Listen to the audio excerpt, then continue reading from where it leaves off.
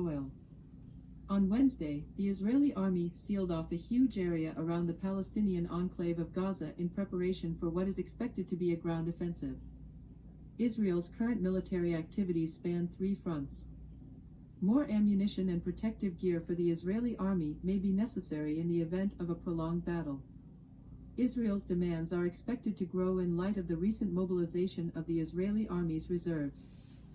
The lobbying community in the United States quickly responded to Israeli pleas for immediate assistance. The United States has pledged further backing for Israel as the conflict continues to escalate.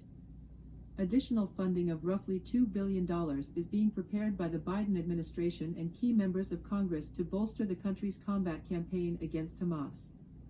The money would be used to replace Israel's stock of artillery shells and other interceptor weapons for its Iron Dome missile defense system. If given the green light, the assistance will come at a pivotal time as Israel prepares for a protracted and perhaps disastrous offensive. We are on the brink of a potentially protracted battle in which Hamas will be dismantled. It's possible that more Israelis will die in this conflict than in the War of Independence. This is why it is so important for the United States to back Israel. It is also important to remember that the United States' resolve to assist Israel runs deep.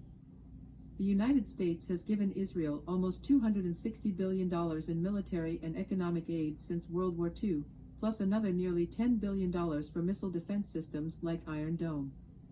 This is more than any other country has received over that time period, and it's nearly $100 billion more than Egypt has ever received. From 1974 to 2002, nearly 3 decades, Israel was the top recipient of American aid. It was the longest streak ever, for a prime receiver of help beginning in 1946.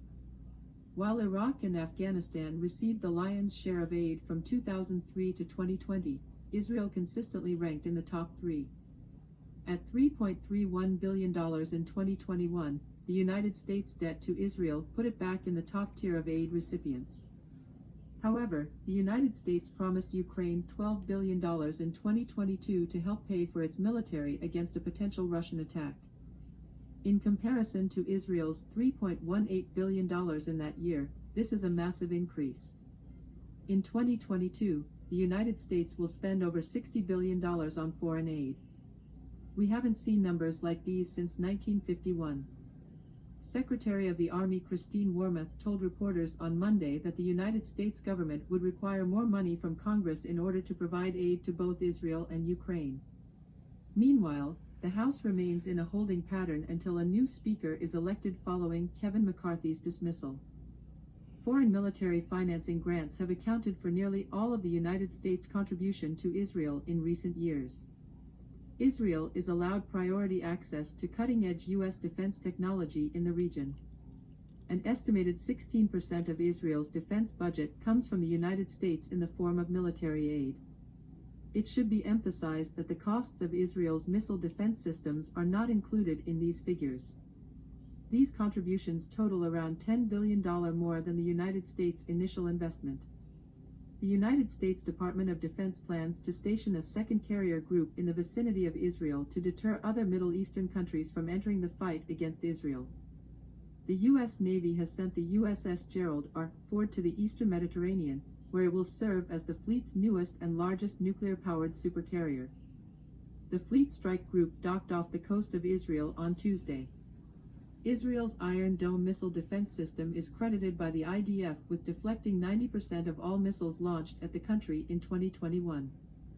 However, hundreds of missiles were launched in rapid succession during Saturday's attacks, which may have overloaded the defenses. In addition to publicly declaring its unwavering support for Israel, the United States has also taken a strong stand against Iran. Hezbollah has been firing rockets into northern Israel, and the senior U.S. general has cautioned Iran not to get involved in the crisis. The chairman of the Joint Chiefs of Staff, General Charles Q. Brown, advised Iran to stay out of it when asked what message he wanted to send to the country. The general mentioned American support for Israel's military as part of his warning to Iran. The military help is being interpreted as both a reassuring gesture to Israel and a stern threat to Iran.